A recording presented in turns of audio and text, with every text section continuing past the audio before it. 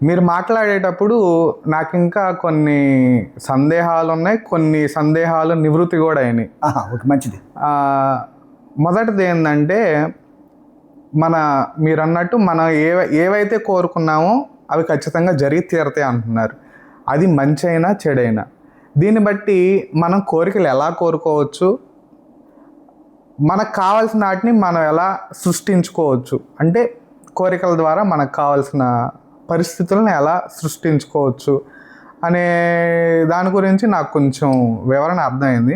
ఉదాహరణకి నా జీవితంలో జరిగిన సంఘటనలు నేను ఒక 2 సంఘటనలు వివరిస్తాను. మంచిది.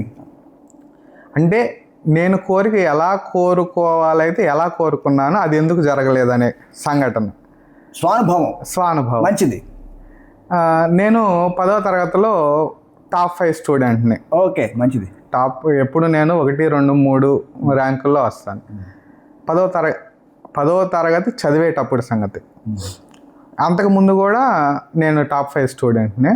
అయితే 10వ తరగతిలో జరిగేటప్పుడు ఏంటంటే క్వార్టర్లీ ఎగ్జామ్లో నేనే ఫస్ట్ వచ్చాను, హాఫ్ ఇయర్లీ ఎగ్జామ్స్లో నేనే ఫస్ట్ వచ్చాను, ఇంకా ఫైనల్ ఎగ్జామ్స్లో అప్పట్లో నేను చదువుకునే టైంలో 500 మార్కులు దాటితే గొప్ప. నేను పెట్టుకున్న లక్ష్యం ఏంది, నా భావన ఏంది, 500 మార్కులు తగ్గకూడదు. ఓకే, నేను అనుకున్న మాట. నేను ఎప్పుడూ నా మనసులో స్మరించేది ఒకటే, 500 మార్కులు తగ్గకూడదు. బాగా గుర్తుపెట్టుకోండి. క్లాస్ ఫస్ట్, సెకండ్, థర్డ్ సంగతి కాదు, టార్గెట్ ఫిగర్. రైట్, 500 మార్కులు తగ్గకూడదు. అయితే నేను చదువుకునేటప్పుడు మా తరగతిలో ఇంగ్లీష్ మా తోటి విద్యార్థులకి నేనే బోధించాను. మా గురువు గారు పక్కన కూర్చోబెట్టుకొని నువ్వే చెప్పు, నువ్వే బాగా వివరంగా చదువుతావు ఈ కాన్సెప్ట్ అని నా చేత చెప్పించుకున్నాను. చెప్పటం వల్ల ఆ వినే వాళ్ళకి వినిపించడం అని కాదు, నువ్వు కూడా క్వాలిఫై అవుతాను. సరే, ఇదే కాన్ఫిడెన్స్ మీద నేను ఎగ్జామ్స్కి వెళ్ళిపోయాను. ఎగ్జామ్స్ రాశాను, చాలా బాగా రాశాను. విషయం ఏంటంటే నాకు 484 మార్కులు వచ్చినాయి రిజల్ట్. ఇంకా 16 మార్కులు తగ్గినాయి. పైగా నాకు బాగా ఇష్టమైన సబ్జెక్టు ఇంగ్లీష్ సబ్జెక్ట్లో నాకు 68 మార్కులే వచ్చాయి. మంచి పని జరిగింది. ఓవర్ కాన్ఫిడెన్స్, దాని పేరు ఓవర్ కాన్ఫిడెన్స్. నాకు దీనివల్ల అర్థమయ్యింది ఏంటంటే మనం కోరుకునే విధానం,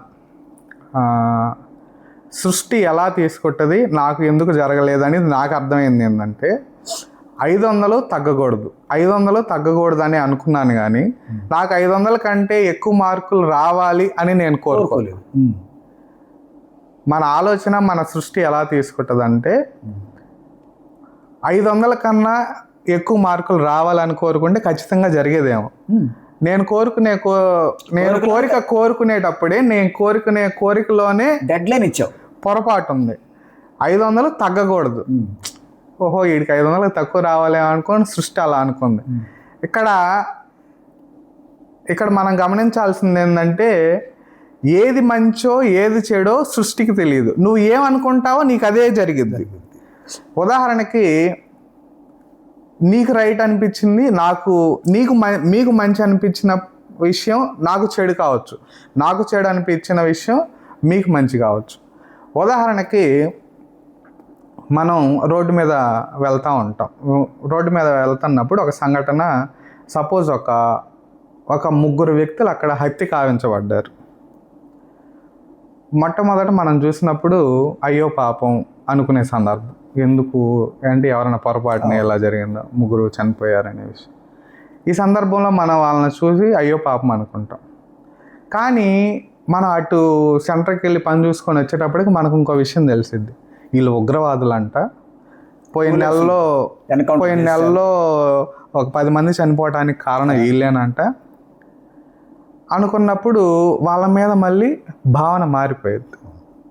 ముందు మంచి అయ్యో పాపం అనుకున్నాం, తర్వాత వాళ్ళ గురించి తెలిసినప్పుడు జరగాల్సిందే అనుకుంటా. అట్లా సందర్భాన్ని బట్టి మంచి చెడులు కూడా మారచ్చు. సో విశ్వానికి మంచి చెడు అనేది ఏముండదు, అంతా ఒకటే. అది అంతా ఒకటి, అంతా ఒకటే అనుకున్నప్పుడు మన ఆలోచన, మన భావన ఎంత స్పష్టంగా, ఎంత పారదర్శకంగా ఉంటుందో మనమే నిర్ణయించుకోవాలి. ఇక్కడ ఏం కోరుకున్నావు అనేది అనవసరం. నువ్వేం కోరుకున్నా అది జరిగి తీరాలి, అది నువ్వు అనుభవించాల్సింది అంతే. వచ్చేస్తుంది. అది ప్రకృతి ధర్మం. ఇక్కడ మనం ఆలోచించాల్సిన విషయం ఏంటంటే మనం ఏం కోరుకుంటున్నాం మనం ఒక క్లారిటీతో ఉండాలి. దీనికి ఇంకో ఉదాహరణ ఇస్తాను. నేను కారులో నాకు కార్లు అంటే ఇష్టం. నేను కారులో తిరగాలనుకుంటా. నాకు కార్లు అంటే ఇష్టం. నేను కారులో తిరగాలి, నేను ఎప్పుడు కారులో తిరగాలి, లగ్జరీగా తిరుగుతూ ఉండాలి అని ఎంజాయ్ చేయాలని కోరుకుంటా ఉండేవాడిని. కానీ బాగా కోరుకున్నాను అమితంగా, అది జరుగుతుంది. అంటే ఎవరో ఒక కారులో తిరుగుతున్నాను, ఏదో ఒక కారులో తిరుగుతుంది, అనుకున్నది అవుతుంది. ఫలితం అవుతుందా లేదా అది వేరే విషయం, మనకు లాభం. కానీ నాకు 1 సంవత్సరం తర్వాత ఏంటి, నేను కారులో తిరగాలనుకుంటున్నాను కానీ తిరుగుతున్నాను, కానీ నాకేదో నాకు సొంత కారు లేదు. ఇక్కడ ప్రాబ్లం అది. నేను కారులో తిరగాలనుకున్నాను, ఎవరి కారులో తిరగాలనుకున్నాను అంటే నా ఆలోచన విధానంలో తప్పు. సో అప్పుడు నేను మళ్ళీ నా ఆలోచన మార్చుకున్నాను. నేను సొంత కారులో నా భార్యని పిల్లల్ని ఎక్కించుకొని సరదాగా ఎంజాయ్ చేస్తున్నట్టు గడుపుతున్నట్టు ఊహించుకున్నాను.